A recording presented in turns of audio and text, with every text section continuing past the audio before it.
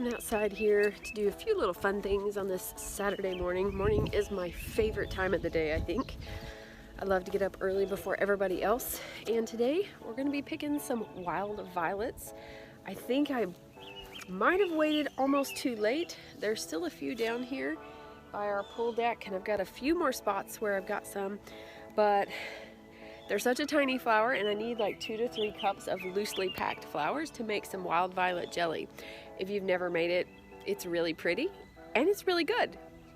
So that's what I'm gonna do this morning. We're gonna get this done, and then I'm gonna do some more exciting things like step off a fence for the horse pasture that we used to have, or I'm gonna see how far by stepping off our current pasture, if I wanna split it in half. Stepping off is a kind of a rough measurement, I guess you could say. Just kind of gives me an idea of about how many cattle panels, if we want to do that, go that way, how many we're gonna need. So let's get these picked.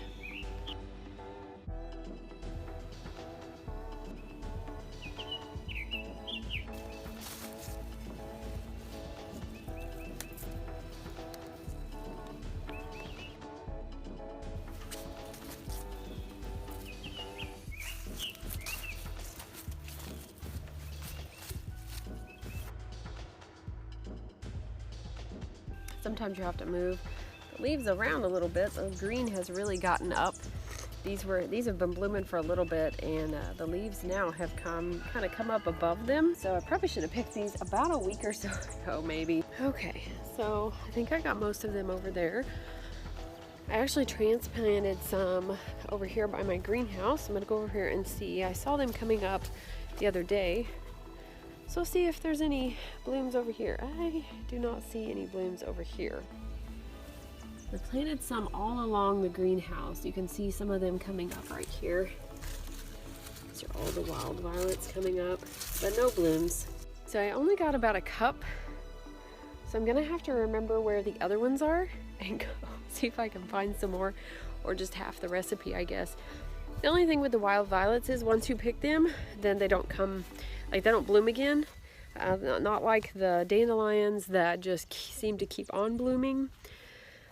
So you could just about pick dandelions, gosh, for most of the year really, and make dandelion jelly. You can make all kinds of stuff with dandelions. I actually picked a bunch earlier this year and then dried them, and so we're gonna see what I can do with those, and then I can go around and pick more and do dandelion jelly if I want to.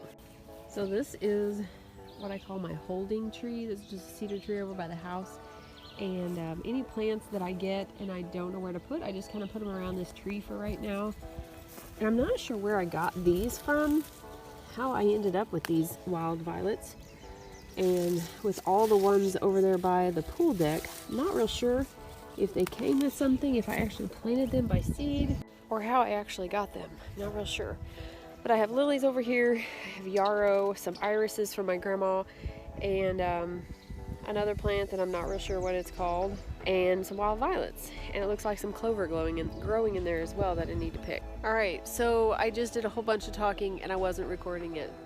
So I walked over here to where we had a horse pasture at one time, and we took this fence down, gosh, a couple years ago before our daughter's wedding, because the horses had just tore it up. The goats had been in there too, and they'd helped, so it was just really nasty fence. It had holes in it, sagging, so we took all that down. We actually used this out here for parking at one point. This fence here goes all the way back to our property, and then it goes up the side, so that is still fenced in. And then a little bit on the end, I just have to close off a corner back there, and then the pasture in the back actually finishes it up for me. And then I'm gonna put cattle panels from the corner where the gate is onto this corner here. That's gonna be easier than buying a whole roll of fencing. It's about $300 or so, which actually when I bought it last time it was. I'm not sure how much it is now. So the cattle panels are actually easier to use because we can take them down if we need to and use them for other things. They're very versatile. We used to have a lot of them with the goats, and then we sold most of our goat herd, and we sold a lot of the cattle panels thinking we wouldn't use them. Should have kept a few of them. The plan is to step this off and get an approximate measure of how many cattle panels we need. They're about 16 feet long. We still have some posts, so I think we have plenty of posts. but I'll have to look and see how much that's going to cost versus the fencing. And but the plan is down here where this gate is to open it up. It opens at the corner post, so it opens this way. So I can just open that up, open a cattle panel up, kind of attach those and put a lane from the barn, and then they can walk along there and come into this pasture. So they're in the back pasture right now. I had them out of there and let that continue to grow up. And the corner pasture is now closed off. So maybe we'll have 3. That's my plan anyways. That way they'll have plenty of grass, plenty of time for it to grow back up. The plan is to put some chickens out there, move them around in a mobile tractor or a mobile coop. So that's the plan. So hopefully it works. So let's get this stepped off. Getting a few things done before we have some informal family pictures this morning. So I'm just going to start here at this post right here, this corner post in all these weeds, and I'm just going to kind of go and step it off roughly. That's about it.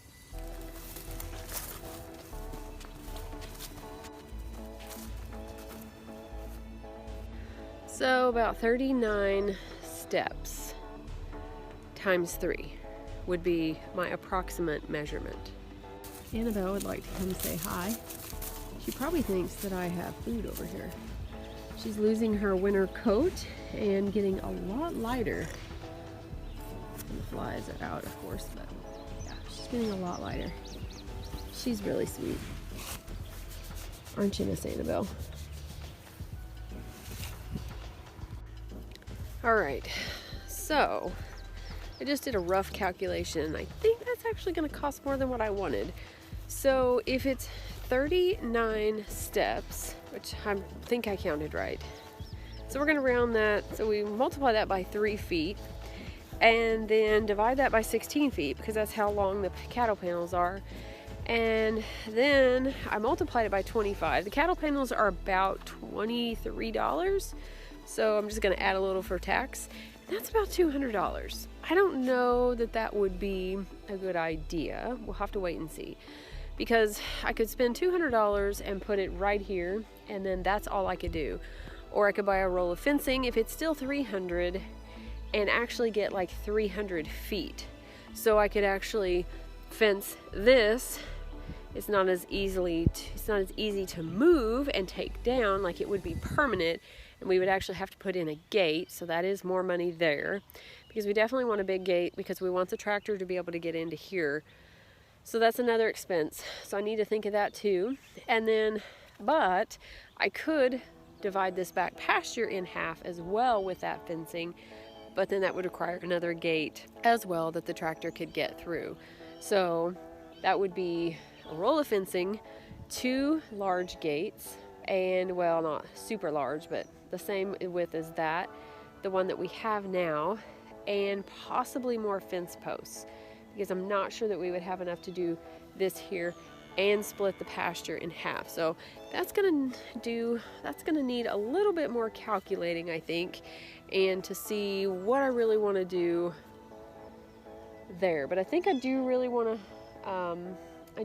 to fence this in again. We said we weren't going to, but I didn't know I was getting a dairy cow either. But I definitely want to put a gate in there so that the kids can get in there when they're not in there and they can still use their 4-wheeler path. While we're out here, let's go ahead and walk over here and look at the bees.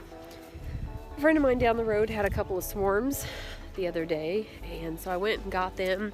But we really think that one of the swarms left out of the box or merged with the other one, which I'm not real sure about, because one of the boxes had a lot of bees. So I was looking earlier and there wasn't really that many, but it was still kind of chilly out. But now they're like out everywhere. I mean, they're like flying out here where I'm at. So I'm not real sure how many bees are actually in that hive. Let's see if I can show you real quick before they decide they don't want me here. I'm actually not that close to the hive.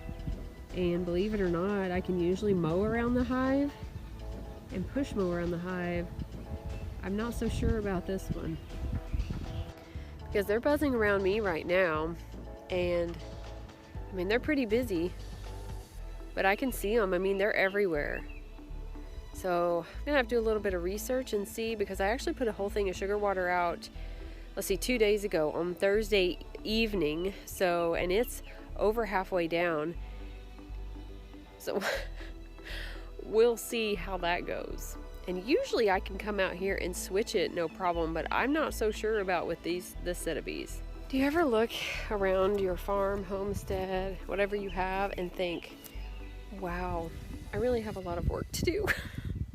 I just walked by these. These are blackberry bushes that I put in this raised bed. As you can see, it needs a little bit of TLC. But now I have vines coming up outside here that I can either mow down or I can transplant somewhere else.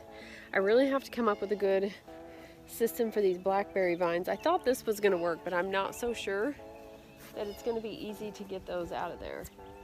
And I actually trimmed this up earlier this year, but I don't know about that.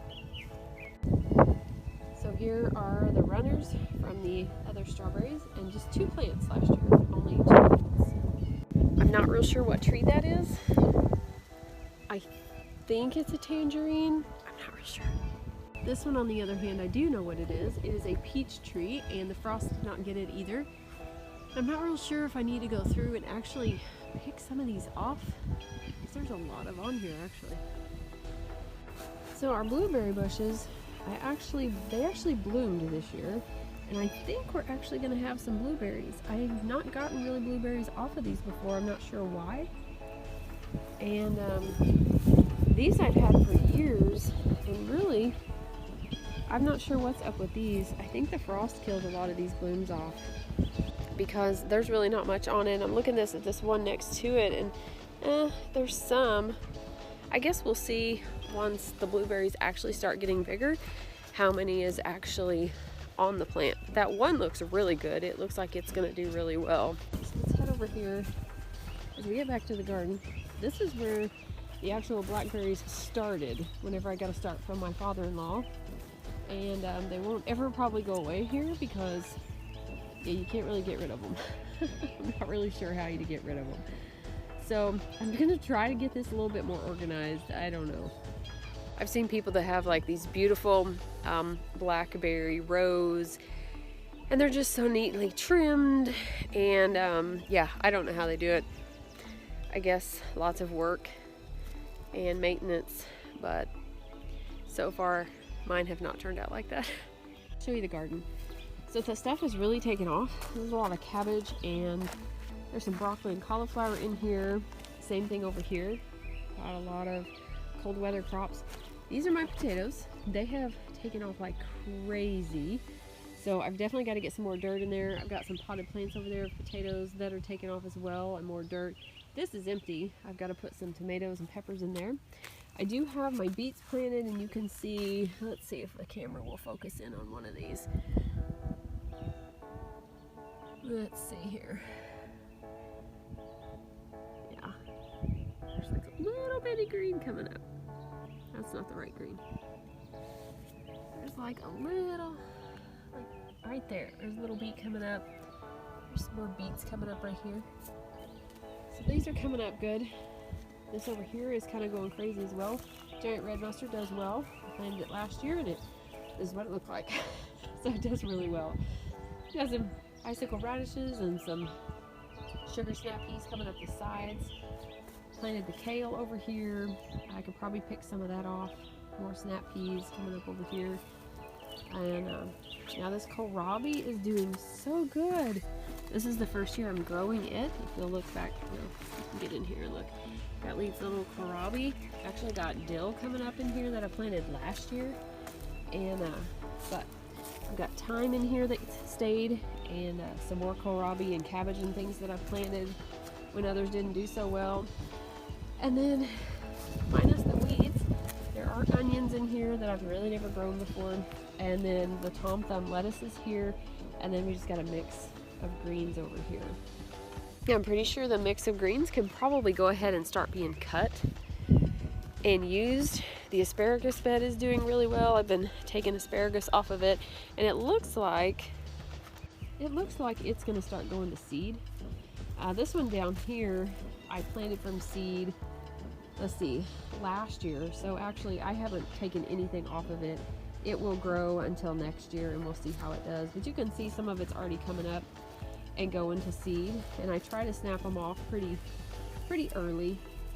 And if you look in my garden, you can see all the greens coming up, and look at all the dandelions. Chickens are not happy with me because they are not allowed out right now. I have to come up with a system for them because otherwise they'll eat all my garden. Alright, so you saw the potatoes earlier, and then just got various stuff out here. Like this is the only thing I think that really has anything in it that's growing. All this is just was taking up space inside. So let's go in the greenhouse and I'll show you what's in there real quick. Alright, left the little violet jar outside. So in here, I've still got stuff in here that really needs to go out. It's kind of exploded in here because of all the temperatures, and I've been using some fish fertilizer, and I had some bone meal and blood meal. Wonderful. So, but this stuff has got to get out of here. You'll see why in a minute. So the nasturtiums have done really well. I'm pretty sure that's how you say it. I gave one to a friend, and then I have a couple more, but I'm going to plant these out out in the cabbages. I've got more cabbage. These are huge. I've got more in here. These are all my peppers. They need to go out. I've got more marigolds planted that I just started not too long ago. Well, let me show you. I started these 4/11, so yeah, what, 3 weeks ago? These are all my tomatoes that I started. As you can see, they're rather large, and they've been kind of hardening off because of the windows in here, so the wind's been blowing them. They've been exposed to the different temperatures, and the ones that died I did replant, so I actually have some coming up in here as well. These probably need a little bit of water. This is another tomato flat that I planted. As you can see, I didn't do so well with it, and there's just a few coming up. I think I got it too wet and the seeds kind of floated, and I'm not real sure what I did. There's just so much stuff here. I don't even know. Ground cherries, and there's some eggplants here. These are all sunflowers, and there's marigolds back here. But they just need to be, I've got to figure out where to put them. So these are cabbages that I didn't have room for that I've got to put out. Another sage plant that I bought. It's already grown more. As you can see, my herbs came up. So this is the fennel, and I've got some cilantro back here, and I've just got like all kinds of stuff. I don't think the basil or the sage actually came up, and that's why I bought the sage that I had. But and some of this back here I don't think is actually the plant that's coming up. I think it's a weed. But I've got some flowers back here, and these are money plants. These are just really cool. These are spilanthes that are coming up. This whole thing was spilanthes, but I only actually had these come up, and I'm not sure if it was my fault from watering or what, but these seeds were from my plant that I bought last year. Now the ginger that I planted in this and down here in this big flat is not doing anything yet, and I'm not sure how long that actually takes. I need to look that up. But other than that, I do have ferns growing up inside the greenhouse. I just noticed the other day. I planted some on the outside along the edge, and they've decided to come up in the greenhouse. So, which I guess is okay. I guess I'll just leave them and have some pretty green ferns on the inside as well. But I am headed in. I'm gonna take my little wild violets. I'm gonna go inside and wake everybody up. I'm gonna get ready, and then hopefully pictures go well, and I hope you guys have a wonderful day. It's beautiful here, and I pray that it's beautiful where you are as well.